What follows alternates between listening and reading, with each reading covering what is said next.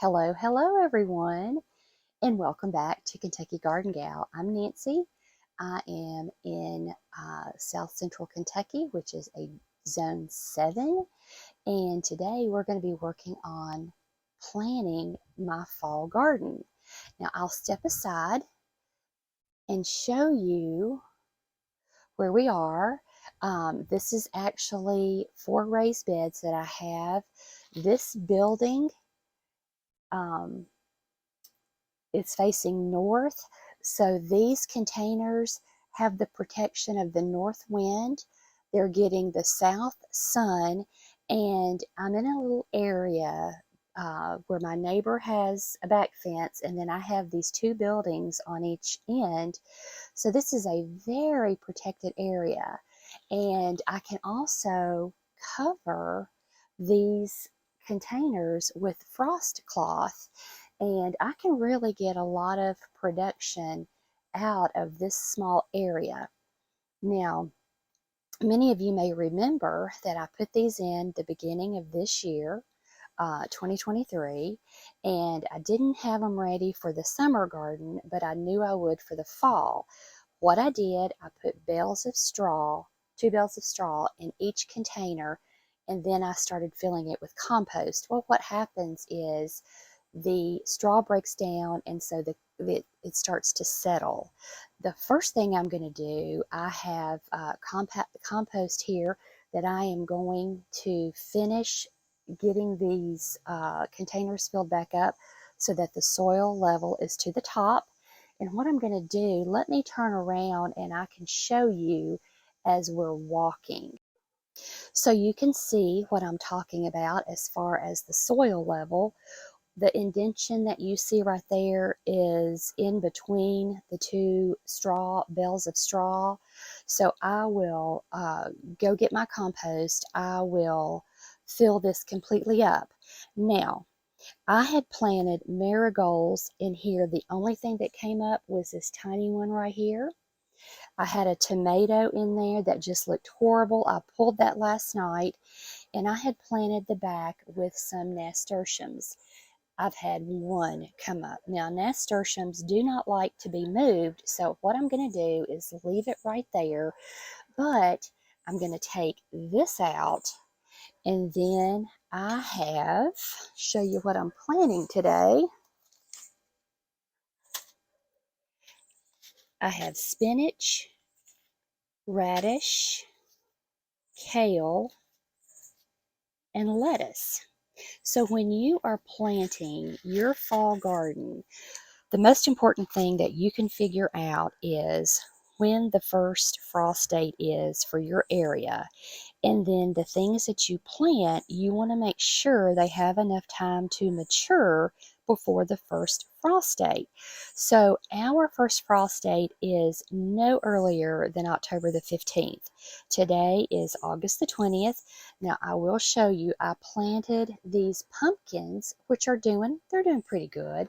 I planted these on July the 4th. There's still some tomatoes in here. I had some lettuces that came up, and unfortunately, the pumpkin vines grew over them, and I forgot about them, so I didn't water them. But look at all this space. If I come around from this direction, look at all the space that I have in the back here that I can plant more things in. And that's what you want to do. And I won't plant everything today. Like, I'll leave some space today, and then in about a week, I'll plant more things. You don't really want everything coming in at the same time. And for me, I plant not only for Cameron and I, but also for my chickens. And like the carrots and the radishes, and I do have carrots, I've got to go get those. The rabbits just love the carrots, tops and all. So the radishes, the carrots, I can just pull up, wash it off, take it out there, give it to the rabbits and the chickens, and they are so happy with it. It's healthy for them, plus it offsets my food bill just a little bit. So let me get this compost in here, and then we'll start planting our seeds.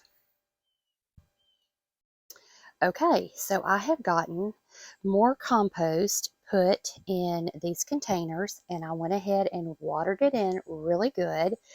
In this one, you can see that the only thing I really have in here is this little nasturtium. I'm just going to continue to let it do its thing.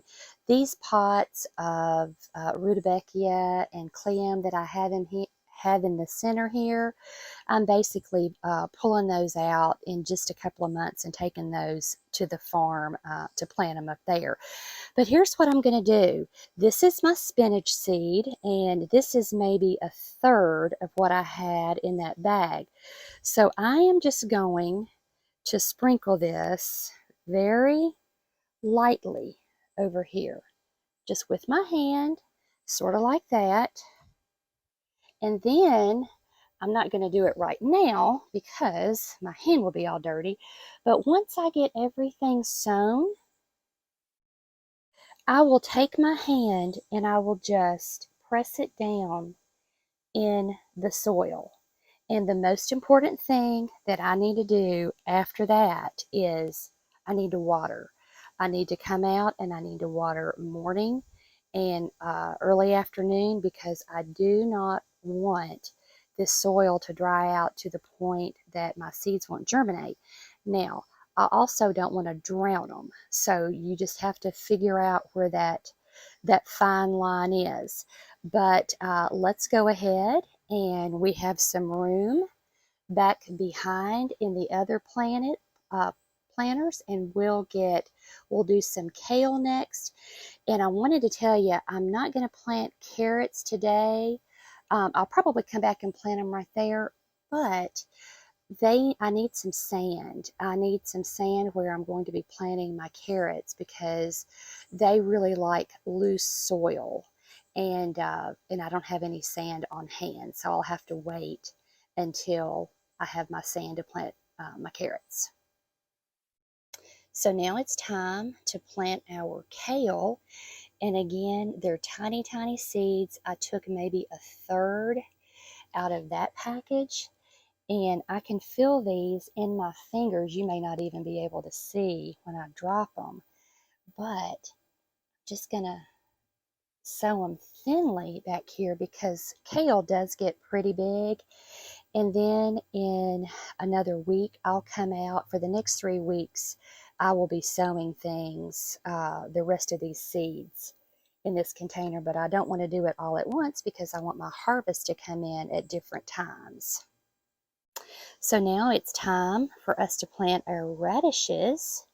This is the amount that I got out of the bag. And you see I have one zinnia right there. So we'll just let it do its little thing.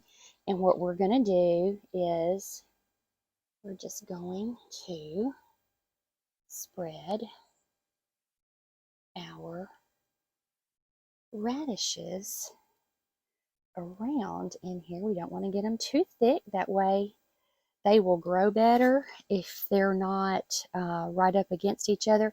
And I see some that I got right there. I'll have to thin those. I may pick those out and move those around, because if I know I planted those too thick, and if I don't, I will just have to thin those when they start growing.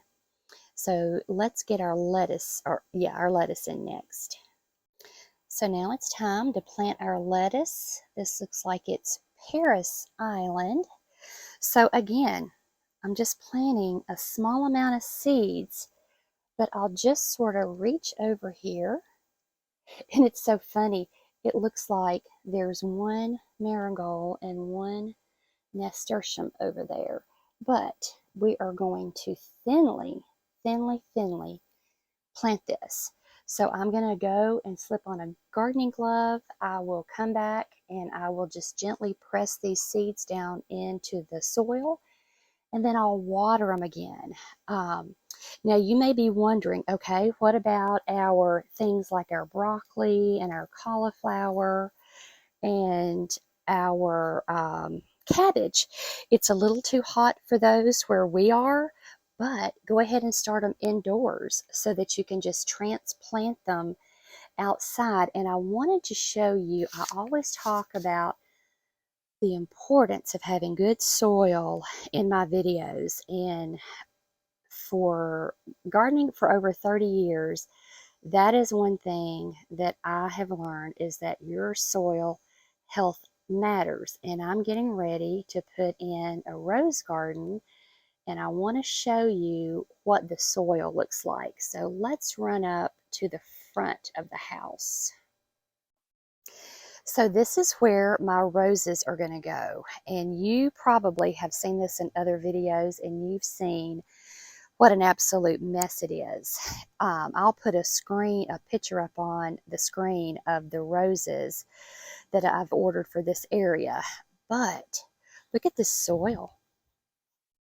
You know, that is just not good soil. First of all, I'm going to work on getting every weed in here out. This is the time of the year to get these weeds out, and I'm determined to do it. And then I will come back in. And I'm also not positive that I have this. I may need to make it just a little bit bigger. But I will come in once I'm sure I've got all of the weeds out. Things like this right here, so invasive. It's just terrible. It just takes over and ruins everything. But I will work on this. It'll take quite a few hours to go in there and dig out by the roots all of these weeds.